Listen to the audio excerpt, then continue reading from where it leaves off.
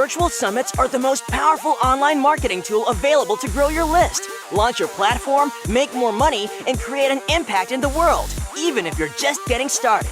If you are ready to take your summit to the next level, then tune into the Virtual Summit podcast with Dr. Mark T. Wade. Hi, I'm Dr. Mark T. Wade, founder of Virtual Summit Software and creator of the One Day Summit Formula. And I'm on a mission to help you, the summit host, get your summit out to the world in a powerful and impactful way. So let's get started. Hey, Summit host, Dr. Mark T. Wade here, founder of Virtual Summit Software and your host on the Virtual Summit podcast. And I am so excited for today's episode. I can barely contain myself. I mean, not only do we have the legendary Jay Fiset with us. Hey, Jay, thanks for joining us. Hey, thank you so much. Happy to be here. But we are going to be jumping into not just some amazing information on how you can monetize your summit. So I just heard everybody's ears prick up with that. But I want you to hear actual story. Like, you may shed some tears. You'll have some laughs. We're going to have some fun with this. Jay's a good buddy of mine, and we were just pre-chatting about what we're going to be talking on today's episode. And strap in, because this is going to be a good one.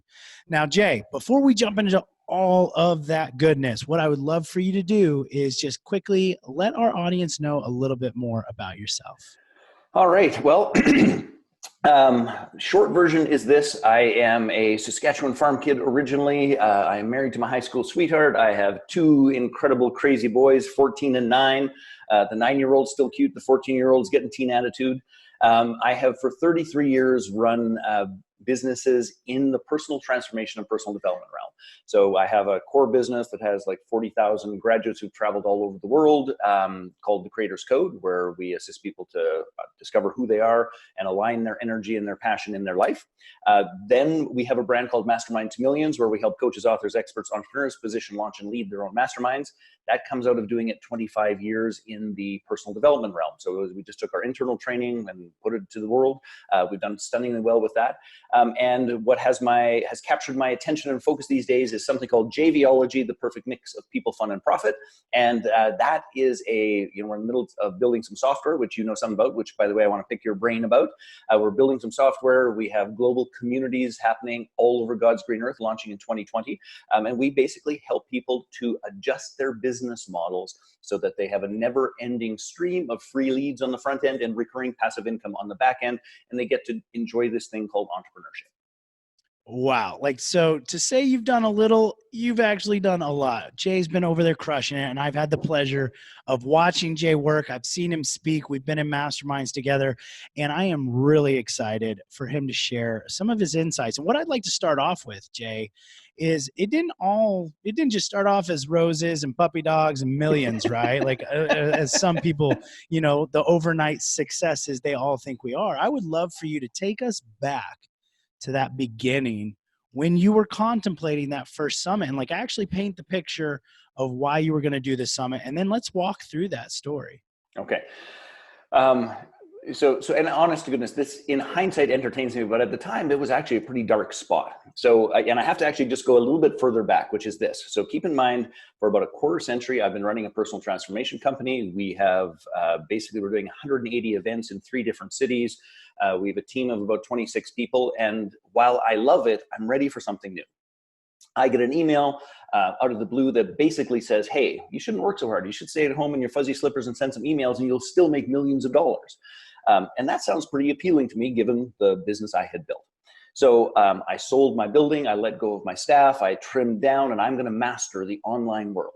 And I spend basically 2.5 years burning my money by the wheelbarrow in my backyard, trying to figure out this digital stuff, which, in all seriousness, at the time, I'd met a couple of people who were, digital rock stars. And I keep looking at them and it's like, this can't be that hard. I've met them from a very self-righteous sort of perspective. So I end up sort of getting my feet wet, and it's like, you know what? I need to build an online list. I need to build some relationships. I need to figure this thing out. So I'm going to do a summit. Now, the program we taught in person was called The Creator's Code, the 12 Pillars of Conscious Creation. So I start the Conscious Creation Telesummit. Makes good sense. And actually, it was just Summit, not Telesummit. I played with Telesummits already, just Summit. And I think that I'm going to get, maybe 2 or 3 speakers per, and we'll run this thing for 12 days. At the end of the 12 days, we're going to do a webinar and all of these pieces. Now, here's the part that is, there's so many lessons of what not to do, my friends. Like, just pay attention to this. Calling all summit hosts. I want you to join me and my tribe of Summit All-Stars at our in-person conference called Summit Fest Live, where you'll walk away with implementable strategies to rock out your summit, increase your revenues, and make connections that will last a lifetime. Come join us in New Orleans and let the good times roll. Get more information at summitfestlive.com. So the first thing is that I had burned all of my money over those 2 years or 3, well, about 2.5 actually, of trying to figure this out, that I needed money. Like, I needed this summit to perform. And the number I needed it to perform at was just, a small $100,000. How hard could that be? I've seen people doing it. So here's what occurs is that this 12-day process where I was going to have a couple of interviewees turns into, there are days where I have 4 and 6 people, and we have tremendous support, and we've got some really great names in it, like people who are playing. And I am certain that this is golden. And it's like, whew. But here's what occurs. Of course, at the beginning of the 14-day, telesummit forever, or the summit forever, is, of course, attendance starts dwindling. And I was taking my in-person process, which is, we're not going to sell anything until everybody's gotten the value that we have to deliver. So everything is going to rely on this end webinar. So here's what transpires. I get 4 days to the end, and attendance is dwindling.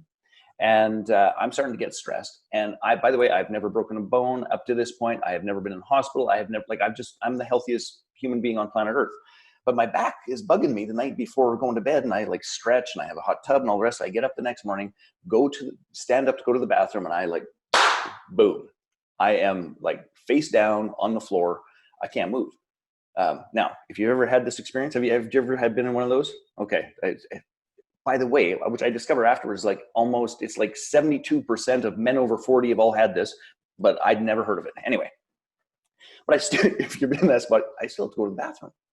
Right. So I get on my hands and knees, and I crawl into the bathroom, and having never experienced anything like this, I come up with the brilliant idea that if I just turn myself around and get myself wedged up against it, and then sit up really fast, this is going to work out just fine. So that's my plan. I do that. My back goes into some crazy spasm, and by the time the dust settles, I am on the ground, hugging the bottom of the toilet, and I cannot move a muscle. So that leads to me spending 5 days in bed, literally going in a Starbucks cup because I cannot move. I cannot move a muscle. And the webinar that I had to make my $100,000 on came and went while I lied in bed. On the 5th day, I sneezed and passed out. And then we called the ambulance, which took me to the hospital. So all of this went on, and what I believed was going to be my saving grace, it was that Hail Mary pass, turned out to be this epic fiasco on wheels.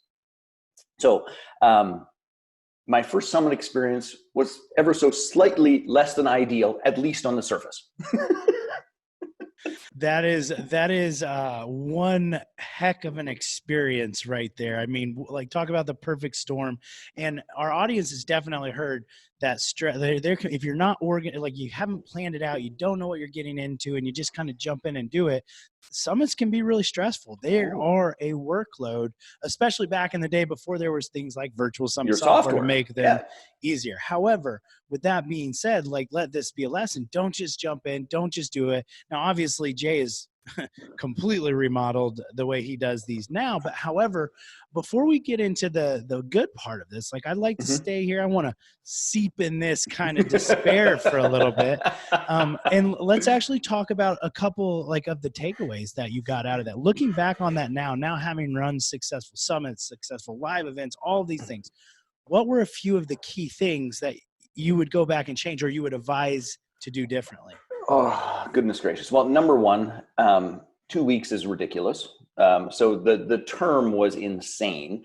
So that just crazy. Don't do that. The next is the number of speakers. That was also completely insane. Would never, ever, ever do that again. And I think that this was true at the beginning of this, but it is more true today, is that the umbrella of consciousness and the Conscious Creation Telesummit was far too broad. And I think that what I'm going to call the micro niching, the really hitting a particular topic, a particular problem, a particular way of thinking about something, would have been, the top levels of what was going on. And I think that the most important one, which is where, I'd said I'm the healthiest human being on planet Earth, all the rest of it up to that point, and your first summit cannot ever be a summit that you got to pay your mortgage for, or that you have to figure out your finances on. That is not its purpose. That is not its role. And I was, after 2.5 years of trying to figure this out, I was grasping at straws. And you can't ever have if you make $100,000 summit, good for you. You're smarter than your average bear. But it is unfair, inappropriate to you, to your host, to the model itself, to have that sort of a ridiculous expectation. Those are just some of them. I could go on. Right, yeah, that's and I love that you're saying this. I mean, this, and we, in our pre-interview chat, we pre-talked about some of these that we completely agree with on that as well, and even the shift of this. And so I like how, one, thank you for being transparent and open about, having this. But I would say, even though it did not hit the 100,000, and even though maybe it was, in your opinion at that time, not the most successful thing, how did it still end up? So we made about $10,000. So the cash process was $10,000, and in hindsight, looking at all of the pieces, is like, hey, that's not bad. So $10,000 on that whole front end of the transaction. Here's what was more significant, is that I was in a community with Christian Michelson, his JV community, and a bunch of the players had come from that particular group.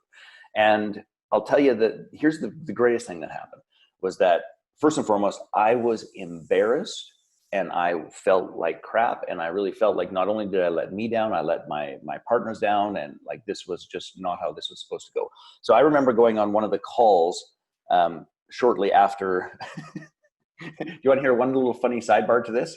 Okay, so after going to the hospital, they give me Oxycontin and a whole bunch of stuff to get back on my feet and all the rest of it, and I'm behind because I've just never been out of sync for 5 days when I was planning on doing stuff. So I'm trying to catch up, and I'm feeling pretty good. So I started doing coaching calls and replying to emails on, I think it's day 3 of being on Oxycontin.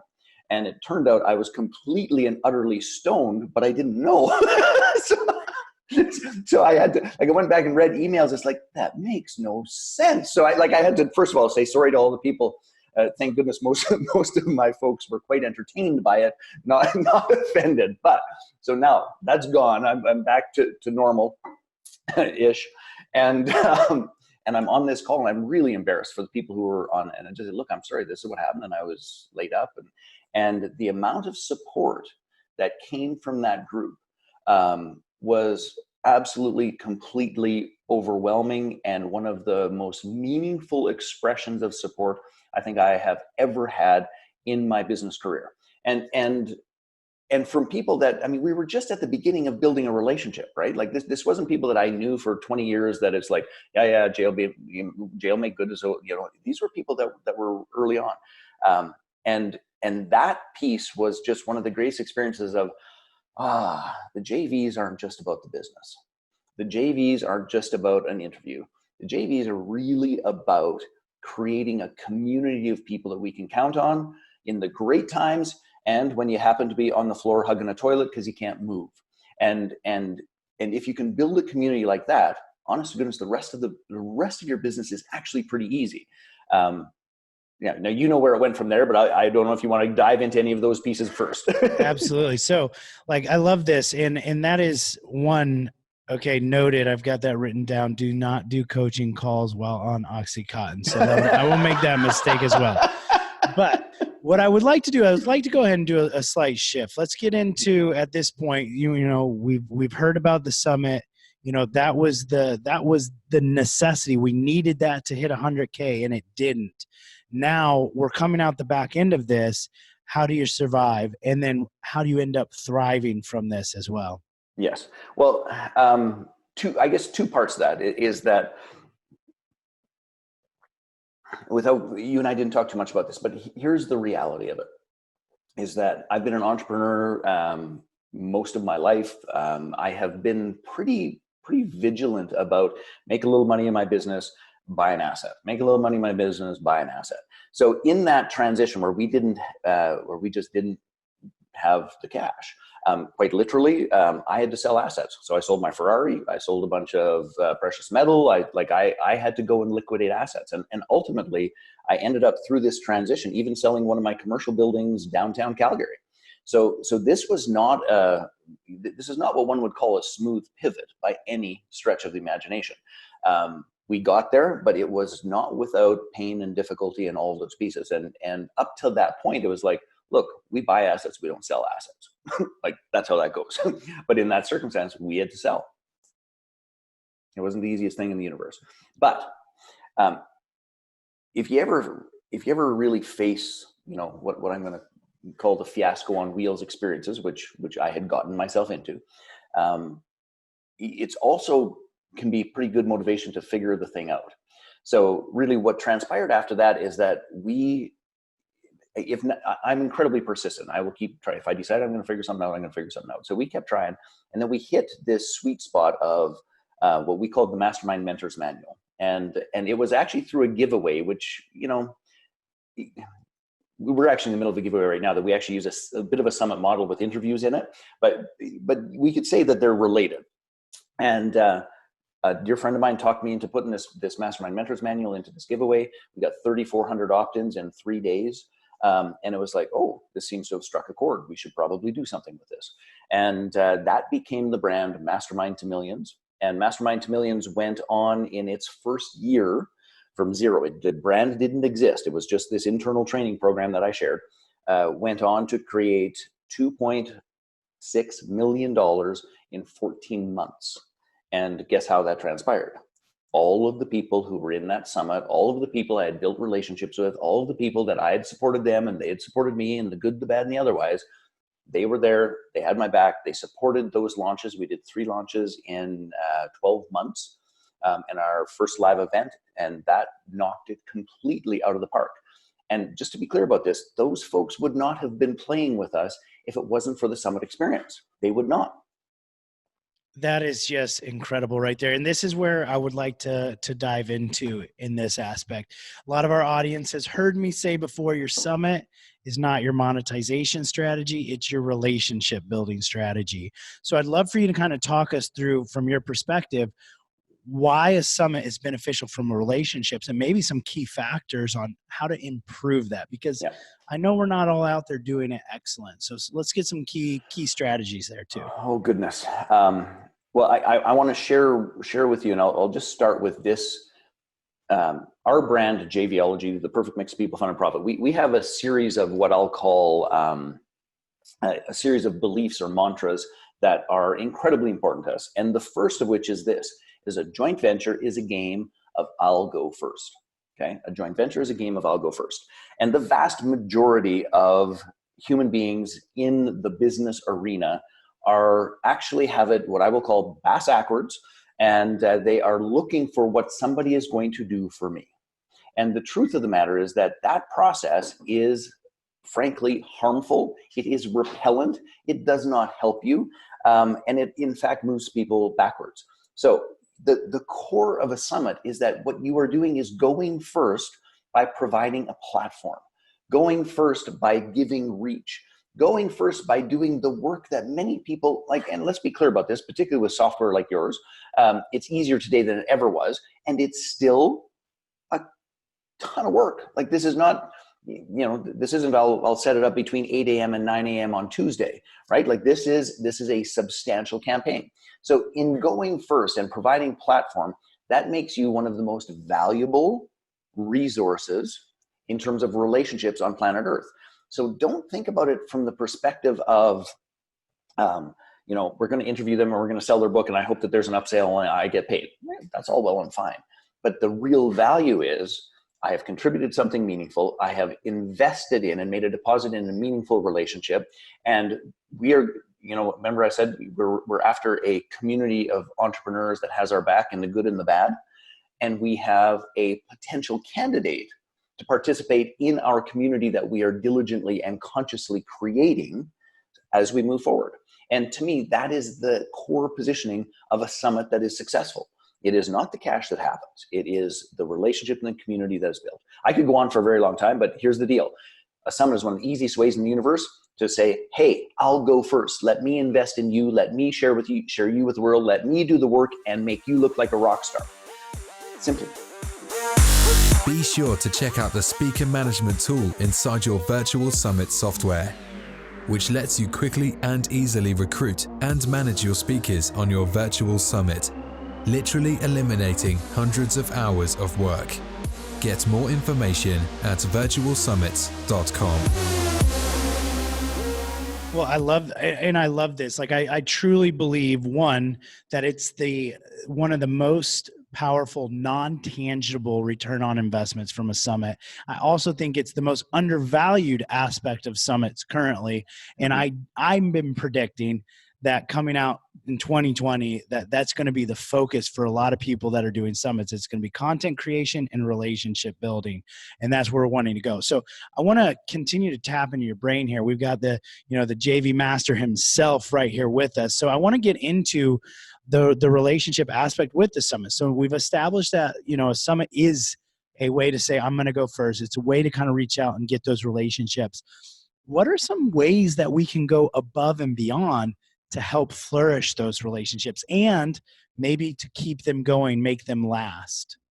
Well, I love that question, by the way, because, and again, I'm just going to share a mantra from JVology, which is this, is that joint ventures take too much time and too much energy and frankly are too expensive, although people don't necessarily think of it in the hard cost, and are too expensive to just do one time. So when we're looking for this community that we want to create of joint venture partners, of associates, of comrades, all those things, is that we're always looking for this as a long-term process that we can begin to build and make, how do I put that?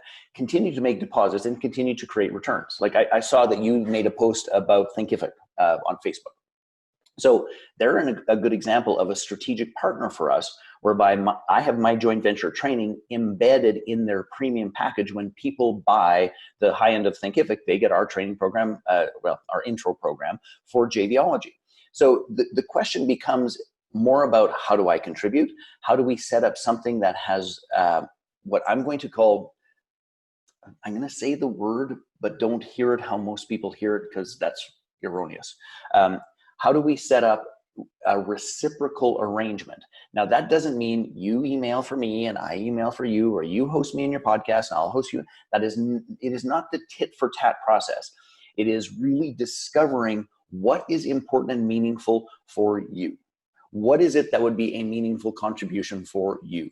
So if I can discover that, then I can actually figure out what is more meaningful than an email or a podcast or this or that, and I can do my best to deliver that to you. So the reciprocation is perhaps better thought of as a true win-win relationship, that if we can come together and we can actually bring our network, wisdom, resources, and experience. If you bring yours and I bring mine, and we actually put those two things together, we should actually come up with something that is synergistic and greater value for your clients, greater value for my clients, and a win for all of us. So that whole piece is that this isn't about an event. This is about building a community that if we could create what I call strategic partnerships, is that this is something that we can count on forever and a day. So that to me is the biggest thing. We could talk way more about it, but find what's significant, deliver what's significant. And here's, I guess, the biggest, red flag I want to wave. So we're currently in the middle of a giveaway. We've got people that are like, oh, my list is too small. It's like, your list is not too small. The truth of the matter is that there is value contribution that can be made in every way under the sun. And some of the most important things to me have nothing to do with my business. Nothing. One of the most important projects I'm working on right now is I'm restoring an old rusty Datsun 240Z with my 14-year-old son. So I've had people say, hey, I've got some old parts in the garage that if you can use them, you can have them. Like that, I'll have that person's back for the rest of my life. Probably my kid will too. You know, like you got to pay attention to the other things that are going on. Does that make sense? Absolutely. And I love that. And another kind of non-tangible way that people can help people that people really love and remember is connecting people. And it costs nothing, right? Yes. Like, hey, who do you need to be connected to? Well, let me help you with that. And if you just hosted a summit, you've got a lot of people on there that you could potentially connect them to. And then I also like, this aspect of it's not about the size of the list necessarily. I'm a big proponent on that. I'm a big believer. It's not about the size of the list, it's about the quality and engagement of the list. But I also don't like focusing on the list. So I really like how that came out there. And I'd like to get your opinion or impression on some of these summits that are being run right now, where you get the email and it says, hey, I'm running the summit. Do you have a list of 5,000 people and will you email 5 times? What's your impression on that from a relationship standpoint? How is that going over? Oh, you are trying to start me on a rant, huh? Okay, so here's the thing. I know that in our digital world, cold outreach is just something that happens, and I actually believe it has a place. Okay. What you just described isn't that place. So for me, a couple of things about this. I'm really not that interested in anyone's invitation for that process unless we know one another, unless we can have a conversation, unless we have some sort of connection, all those sorts of things. It's one of the reasons why I'm such a big, fervent believer in live events. I mean, you and I got to have dinner together and sit down and meet. That's how we met. That's how this happened. And in a live event, it's like, oh, I get what Mark's working on. I love the idea. I support that concept. I wish I had it when like all those things. Like when that happens, it's like you could call me anytime with a note like that.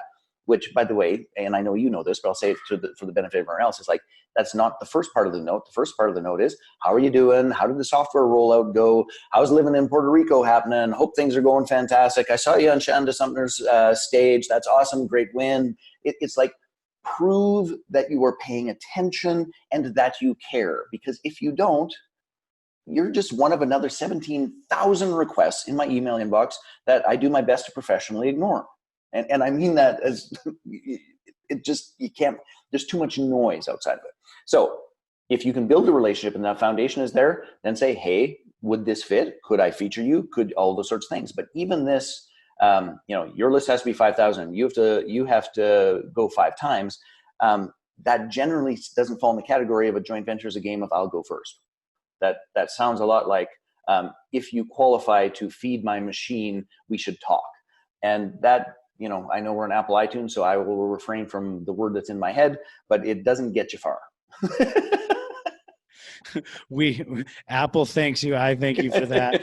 But no, we're both thinking the same word, and I'm glad. I just like to have to the audience to hear, from successful people that are doing it kind of the right way. So let's in the remaining a little amount of time we have, let's switch go down more into the monetization aspect with those joint ventures, because I'd like to go into the follow-up process after this. So we've got the summit. We've built the relationships. We've focused on that. We've done some relationships. We've gone first with the summit. But now what are some ideas? What are some strategies that you use or some of your processes that you teach to go forward with those partners and relationships? So I, number one, I love that question, but may I back it up one step for a piece of strategy that we really, we lead with in JVology? Okay, so this is a little complex, but I just want you to think of it from this perspective. Each of us as entrepreneurs, if we were to walk up to a river and the river is starting here and going past us, when we're looking up and the river is coming towards us, that's upstream. When the river goes past us, that's downstream. The thing I want everyone to really understand is this, is that we have upstream partners and we have downstream partners. Upstream partners send us ideal leads and clients. We send the right ideal clients to our downstream partners. We send our upstream partners money. Our downstream partners send us money. And if you can just walk to the proper river, there is a steady stream of perfectly qualified leads coming forever, and there is a steady stream of recurring passive income happening forever. So the big idea here, from my perspective, going back to how do we monetize these things properly, is first and foremost is we've got to build a business model that actually includes what we call our upstream and our downstream partners. And the truth of the matter is that most people don't really get this. It's like, hey, there's a partner. Hey, we could send a mail. Hey, I could participate in a summit. Hey, I could build my list with 300 people. Hey, it's like, that's all fine, but it's narrow. Most of us have to take like 2 or 3 steps back from what I call our magic trick, the thing that we're selling or the thing that we're trying to monetize. You take 2 or 3 steps back and actually ask this question. Please hear this, not how do I sell more of my stuff? The question is, what is my customer's journey? Who causes the problem that I solve? And then who solves the problems that I create?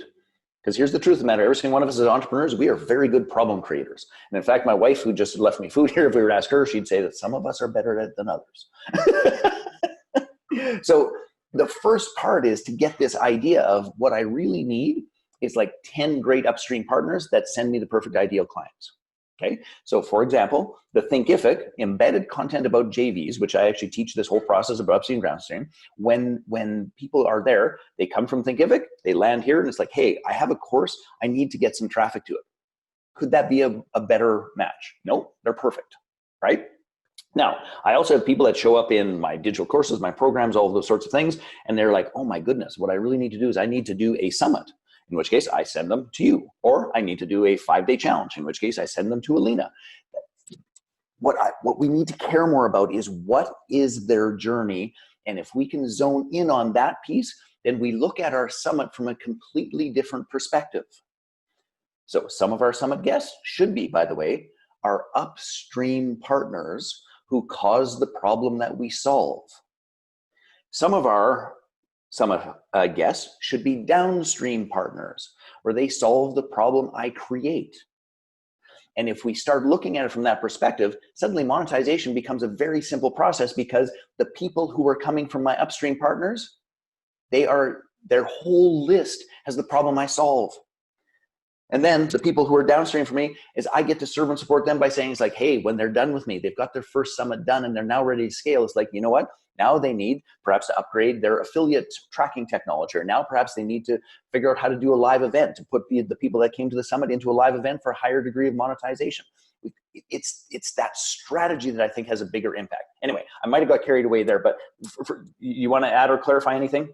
No, I mean, this is great. I love this. And I love how you've actually just clarified you can actually bring upstream, downstream partners. Let's do this to help, because I know we have a lot of our audience is just getting started, and some of them are looking to the summit as helping them.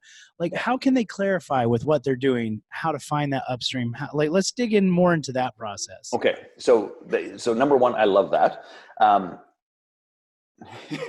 much time do I have, brother? Okay. All right. Perfect. So here's the thing. Most of the time, when I actually say to people this question, what is the problem that you solve? I get some long meandering answer.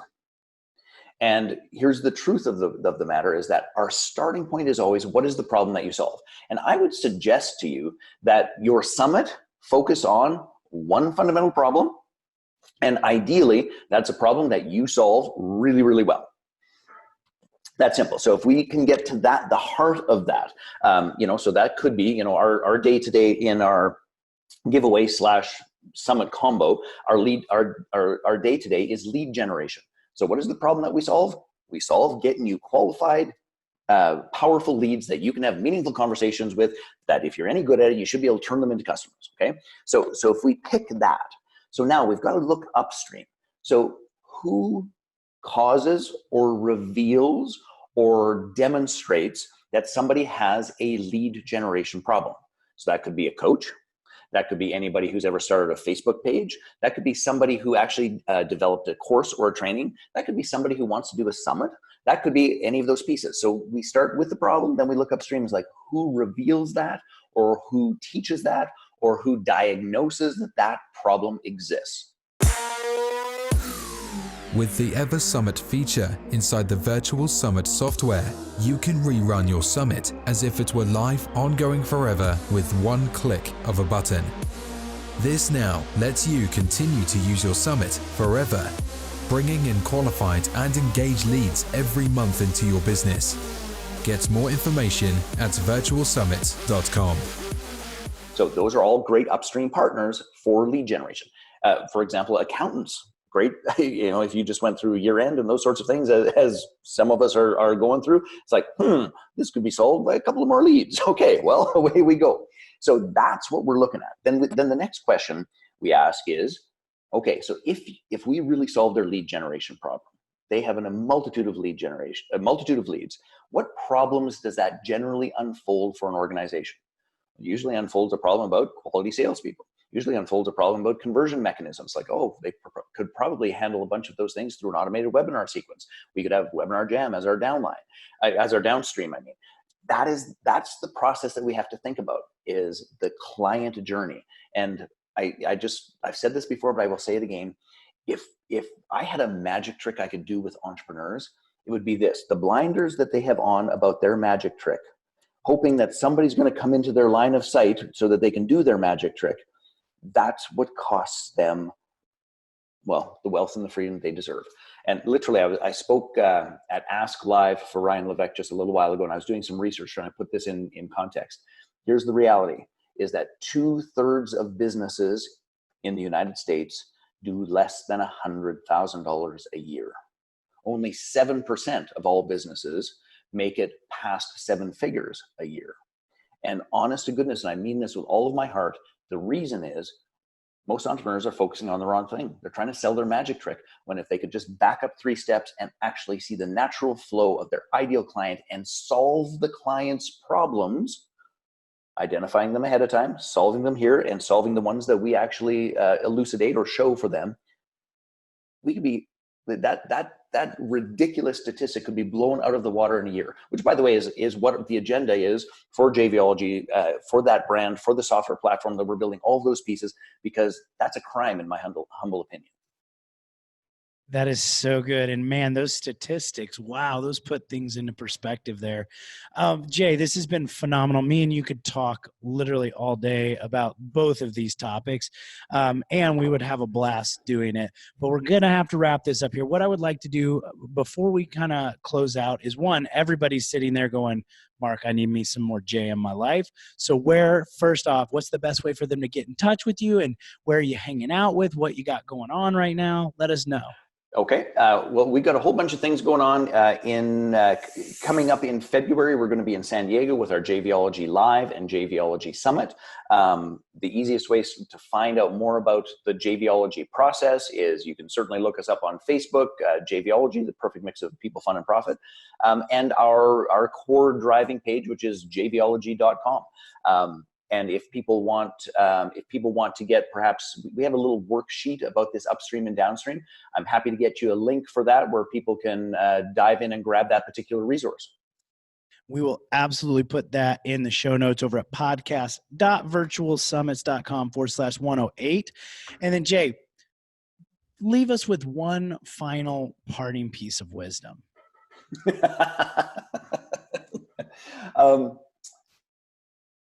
I'm going to just take it back to the core of joint ventures. The reason I believe every single person listening to this should be doing a summit, and by the way, make it easy, get Mark's software. But the reason I think every single person should be doing a summit is not to build your list. It is not to monetize off the front end. It is to position yourself intelligently and powerfully in the eyes of your JV partners and your community. It is a partner building, community building, contribution platform of a joint venture is a game of I'll go first, come be on my summit. Wow, that is phenomenal wisdom there. Jay, thank you again so much for all of this amazing golden nuggets, goodness, and all the laughs in between. I really appreciate you being here. And thank you, all you Summit hosts, for listening and spending this time with Jay and I. I'm Dr. Mark T. Wade, founder of Virtual Summit Software. And just remember, your message matters. So go out there and make an impact in the world. And don't forget to check out the links to all these amazing things that Jay just gave us over in the show notes at podcast.virtualsummits.com/108. And we'll see you on the next episode. Thanks for listening. Now don't forget to subscribe and leave a 5-star review on the Virtual Summit podcast. Head over to the show notes to check out all the links and resources from this episode, and be sure to grab your free trial of the Virtual Summit software. Now, I want to end this episode by saying to all the Summit hosts listening right now, I believe in you, and you can do this. Summits are by far one of the most powerful ways to quickly grow your list, launch your platform, make more money, and most importantly, make an impact in the world, even if you're just getting started. So don't get caught up in analysis paralysis, because the world needs to hear your message, and there are people who are waiting for you to help them. So just get started, because imperfect action is always better than no action. Thank you, and see you on the next episode.